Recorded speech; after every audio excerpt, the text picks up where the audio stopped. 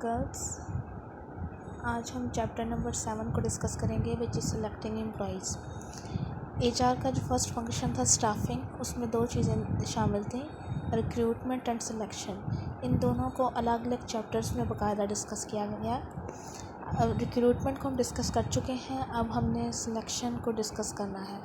Selection का पूरा chapter जो है वो बेसिकली सिलेक्शन के 8 स्टेप्स पे जो है वो कंसिस्ट करता है। ये 8 स्टेप्स कंप्लीट होते हैं तो सिलेक्शन का प्रोसेस कंप्लीट होता है। आपको ये एग्जिबिट जो है वो बना नज़र आ रहा है, आप इसमें देख रही हैं कि 8 स्टेप्स जो हैं वो सिलेक्शन के मेंशन किए गए हैं। ये 8 स्टेप्स जो हैं वो एक कम्प्रिहेंसिव स्टेप्स हैं। एक कैंडिडेट को इन 8 स्टेप्स से गुजारा जाता है, उसके बाद उसकी फ़ाइनल सिलेक्शन होती है।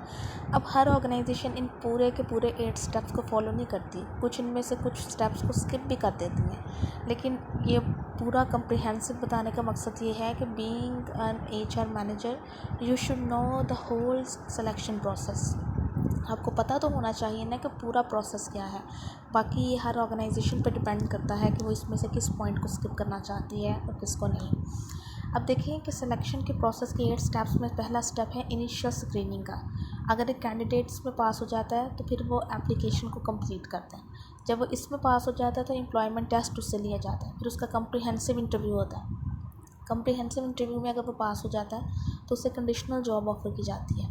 उसके बाद उसकी बैकग्राउंड को चेक किया जाता है, उसका मेडिकल फिज़िकल एग्जामिनेशन होता है और एट द एंड उसे परमानेंट जॉब ऑफ़र जो है वो प्रोवाइड की जाती है। इनमें से किसी भी स्टेप पे अगर कोई कैंडिडेट फेल हो जाए तो इसका मतलब ये है कि वो रिजेक्टेड कैंडिडेट है, रिजेक्टेड एप्लीकेंट है। तो एक कैंडिडेट को उन सारे स्टेप्स को पास करना जो है वो ज़रूरी है ताकि एट द एंड वो फाइनल सिलेक्शन तक पहुँच जाए। अब हम 1 बाय 1 इन स्टेप्स को डिस्कस करते हैं। तो आप देखें कि फर्स्ट स्टेप है इनिशियल स्क्रीनिंग इंटरव्यू।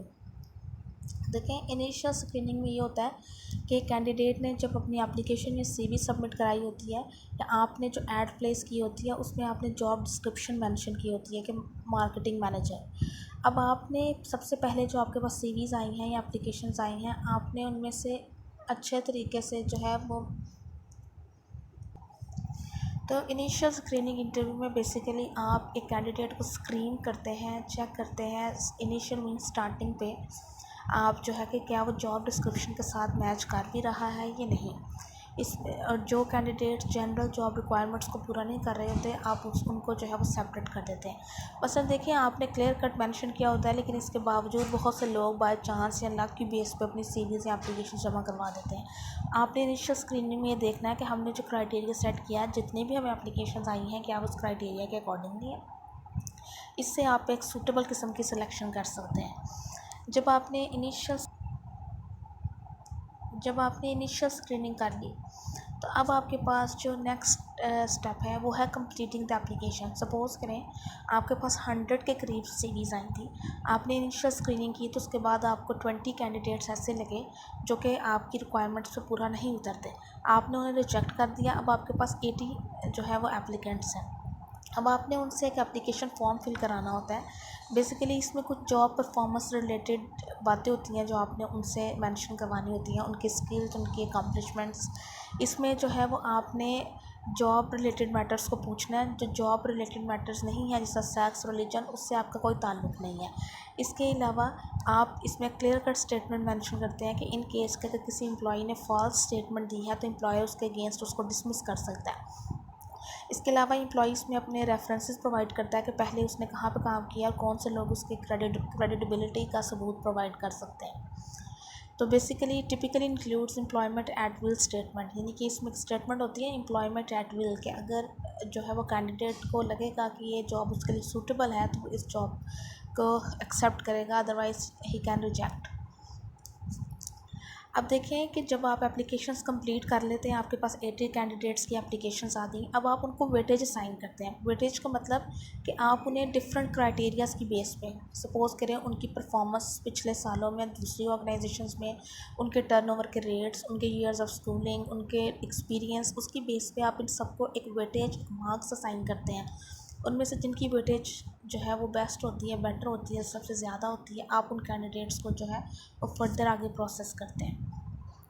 तो इस तरीके से जो इन्फॉर्मेशन आपको इन एप्लीकेशन फॉर्म से मिलती है, ये जॉब परफॉर्मेंस की प्रिडिक्शन देती है कि ये वो कैंडिडेट्स हैं जो अच्छी जॉब परफॉर्म कर सकते हैं। और इन फॉर्म्स को आपको हमेशा तैयार रखना चाहिए, रिव्यू करना चाहिए, उसको अपडेट करते रहना चाहिए।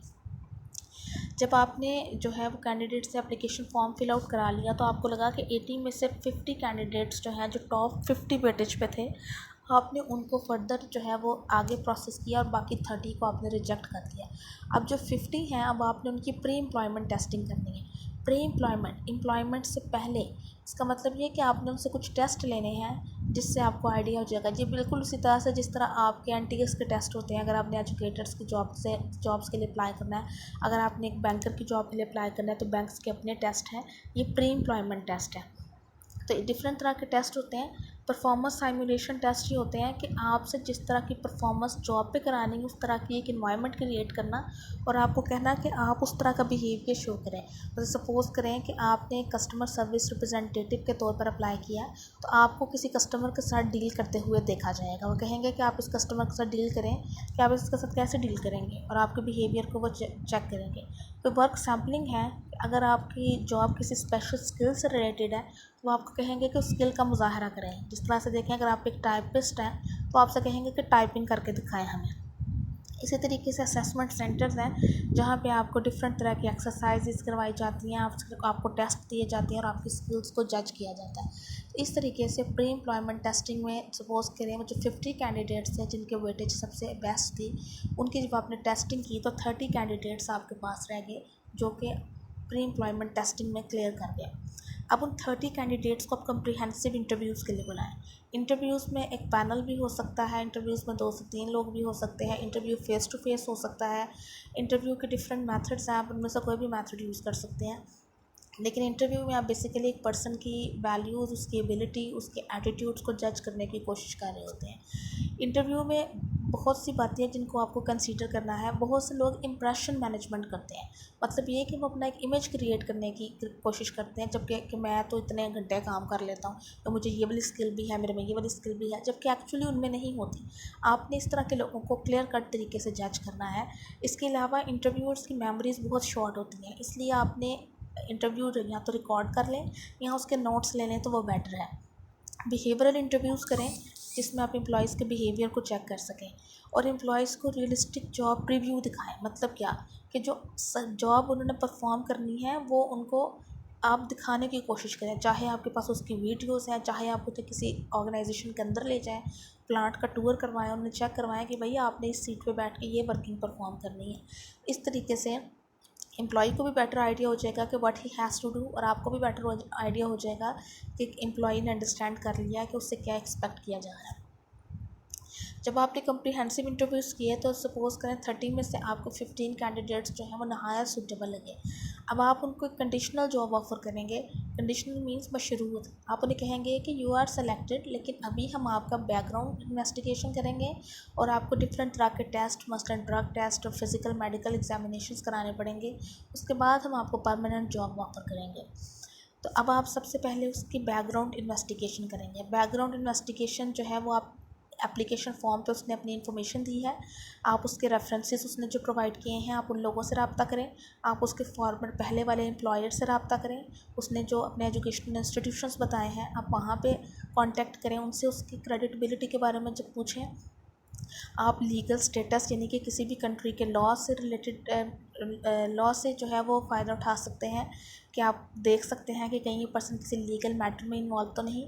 आपने उसके क्रेडिट रेफरेंसेस उसके बैंक से ऑब्टेन कर सकते हैं। क्रिमिनल रिकॉर्ड्स और पुलिस से स्टेप जो है वो हासिल कर सकते हैं।